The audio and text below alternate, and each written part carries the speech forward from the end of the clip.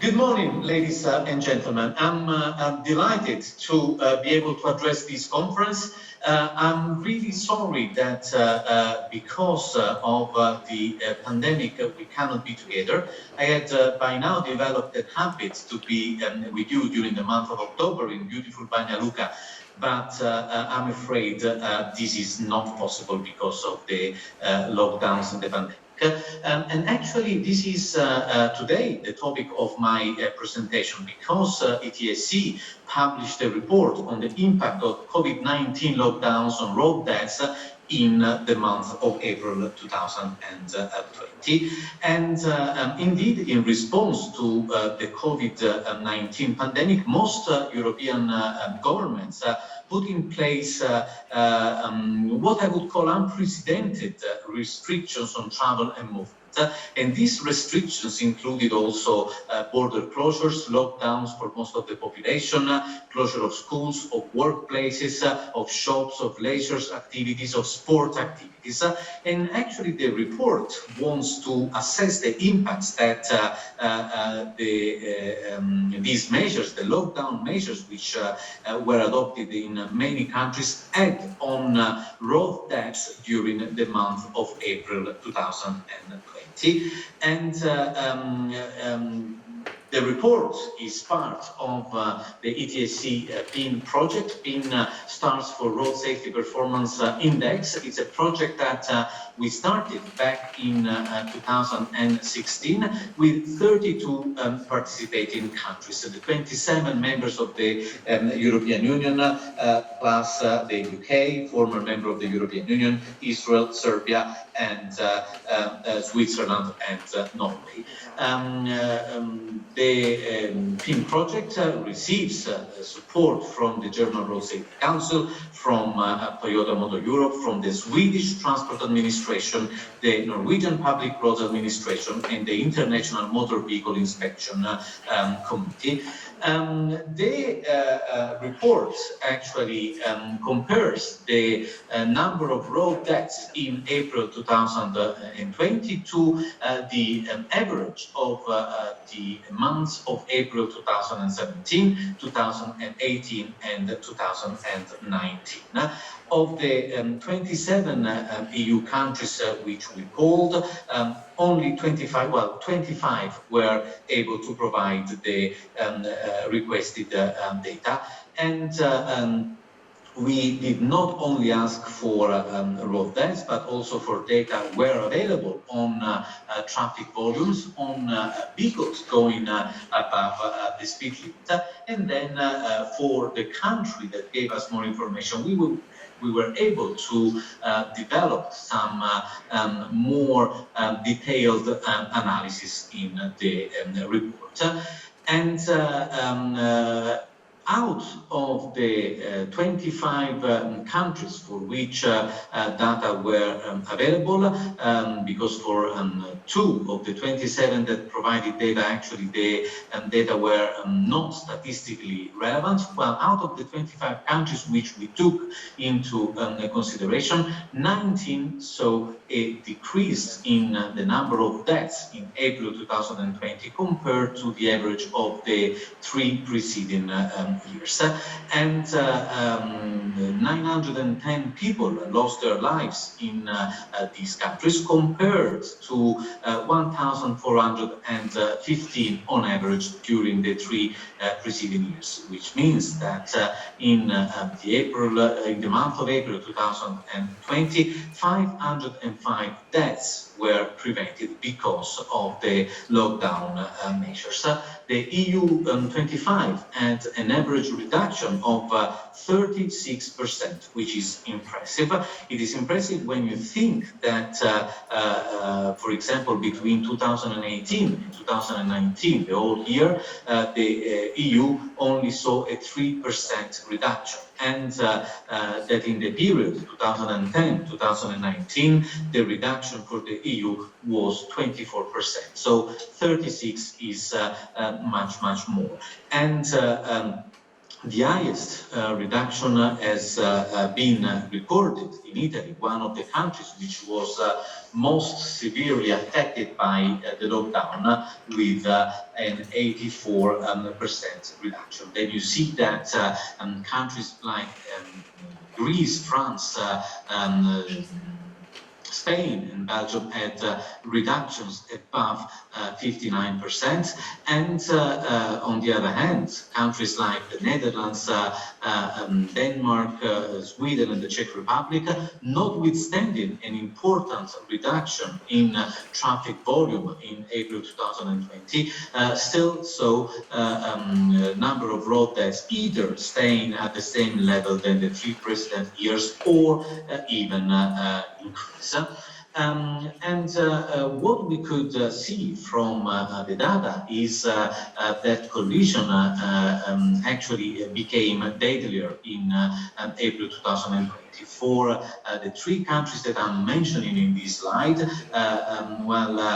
we see that, for example, in France, deaths went down by 56%, but still collision fell by a higher percentage, 74%. And in the Czech Republic, collisions fell by 28% and reductions only by 12%. You would expect a similar reduction in collisions and deaths. This is not the case, and because the collisions actually became more severe. And this is even the case in the Netherlands, where collisions went down, but road deaths increased by 13%. And something else that needs to be brought to your attention is the increase of driving speeds. Certainly, this could have been caused by the fact, for example, that roads were empty because of lockdown measures, and also because the police may have had some more important tasks to attend, like checking on the respect of the lockdown measures.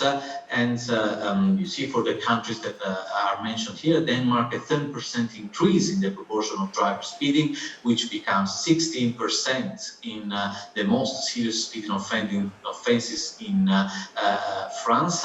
In Estonia, 22% increase in the proportion of those drivers that exceeded the speed limit on the main rural roads. Big percentage in Spain, 39% increase in speed violations on a sample of fixed safety cameras on non-urban roads.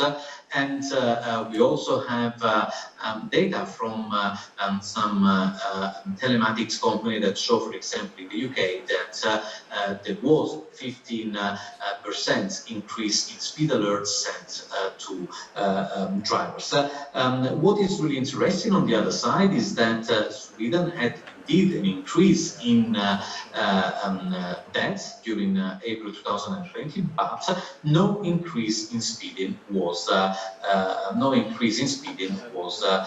recorded. As I said before, the police has been very busy enforcing COVID-19 restrictions, and when you talk to the member states or to Roadpol, formerly TISPOL, the traffic police organization in Europe, well, they report an increase of serious offenses, like, for example, severe speeding, and one of the explanations given is indeed that the police were deployed to enforce COVID-19 restrictions, and as a consequence had less time for the enforcement of traffic safety regulations. But now let me have a look at some of the countries which were featured in the report. First, Spain, and limited to non-urban roads. Well, on urban roads, Spain has witnessed a 65% reduction in traffic volumes, very high, a similar reduction in traffic deaths, 62%, but a 36% increase in speed violations, and 62% of the collisions were single vehicles. And what is also indicative is that 36% of those killed in these collisions were not belted, as opposed to 22% before lockdown, which shows that not only drivers felt a sense of impunity when it comes to speeding, but also in respective other road safety related legislation, like the use of the life-saving safety belts. France, 74% reduction in collisions, a similar reduction, even higher reduction in traffic injuries, 77%, but as we saw before, only 56% reduction in road deaths. Again, like for Spain, an increase in fatal single vehicle collisions, and very important for France, the report that CEREMA issued guidelines to local authorities on temporary infrastructure solutions to accommodate the increase in vulnerable road users, which will see the increase in VRU traffic and exposure being a common feature for most of the countries in the lockdown period and afterwards. In the Netherlands, a big reduction in 75% in traffic volume, but we'll see also an increase in road deaths, and for the first time, frontal impact collisions among cyclists were registered, and here as well there was a registering of an increase of personal transport over public transport, and 20% of people continue, they will think they will continue, or they will cycle and walk more even after the end of the COVID pandemic. Before moving on, a quick wrap up of what we've said so far. The month of April 2020 has registered reduced traffic volumes in the countries of the study. However, road deaths did not decrease at the same pace as traffic volumes. There is evidence of increased vehicle speeds and other violations, also because less police on the road enforcing traffic offences, and collisions became deadlier. What about the transition? We're still far away from being in post-COVID. We are still in the COVID period, but for post-COVID, what will be important to notice? Well, some positives, of course, the increase in walking and cycling, the fact that many countries have installed almost overnight pop-up cycle infrastructure to accommodate increased use of these means of transport,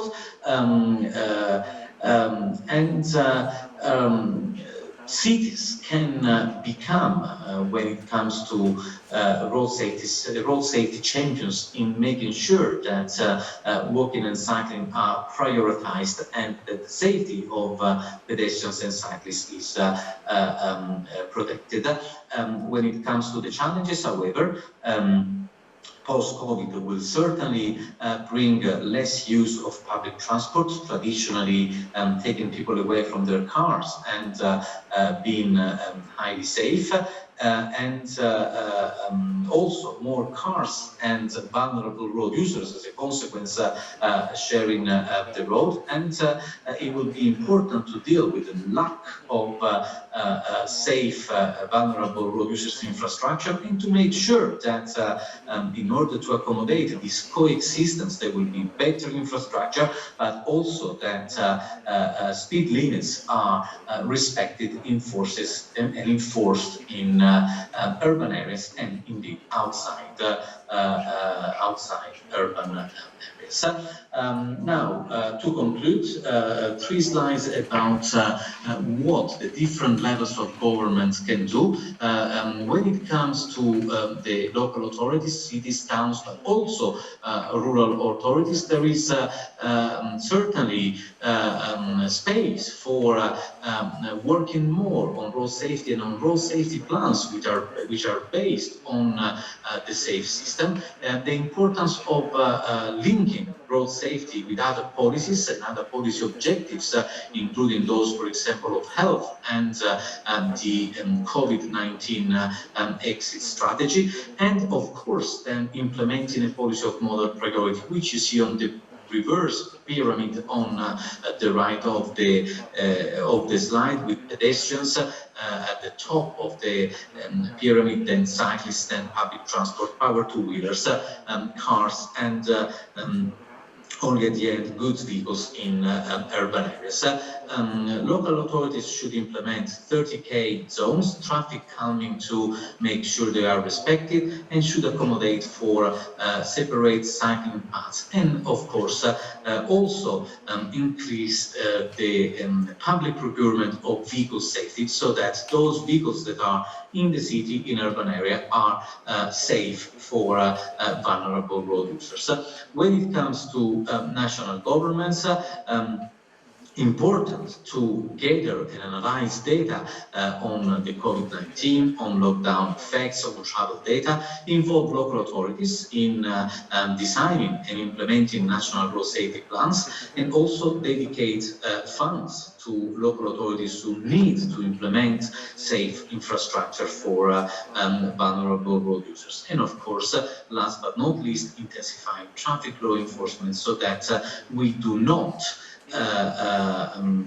see what we've seen during the lockdown, with increase in speed limits, or, for example, reduction in the use of seatbelts. Last but not least, the EU data as well from the European level, very important, and also making sure that any future suspension of road safety legislation